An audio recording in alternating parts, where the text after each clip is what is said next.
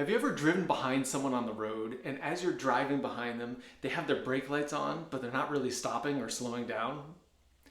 When I was learning to drive, I was told very distinctly you only use one foot, and that same foot controls both the gas and the brake. But some people, I think, use 2 feet, one foot on the gas and one foot on the brake. And the idea, of course, is you don't use them both at the same time. But it's those people driving down the road with their taillights on that tells me sometime at the same time they're pushing on the gas, they're also pushing on the brake. Last month I was talking about motivation, because motivation is like pushing on the gas. It's the drive to move forward. But we all put our foot on the brake at the same time. So if you've got something you're trying to accomplish in life, if you've got your foot on the brake, obviously you're not moving as fast towards it. What does that mean to put your foot on the brake in real life? What does that actually mean? I believe the number one thing that slows us down as we're accomplishing our goals is fear. Fear can show up in many different ways, but fundamentally it's the fear of failure, the fear of rejection, the fear of not being liked, the fear of losing something that you already have. All of these things, these different fears, can show up in your life in terms of slowing you down. So this month I want to talk about fear and what you can do differently with fear so that you can still move forward in your life. So stay tuned over the next couple of weeks as I talk about different tools and techniques you can use.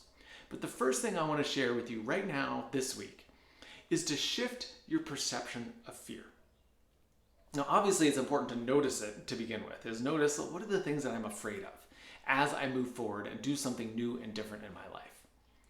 And you can shift your perception of that by, instead of saying it's a bad thing, it's a sign I shouldn't be going forward, instead of thinking of fear that way, think of it instead as a signpost that says you're making progress. Just like if you're going from one city to the next, there's a sign that says, hey, you're entering this new city. And whenever you're entering a new city, you don't know your way around as well. You might need directions, you might get lost, things might happen, but you're in a new city and you're there to grow and learn and move forward in your life. And it's the exact same thing with fear. Fear is like that signpost saying, hey, you're entering into new territory and you might make a mistake, you might get lost, but that's okay because you're moving forward towards what it is that you want.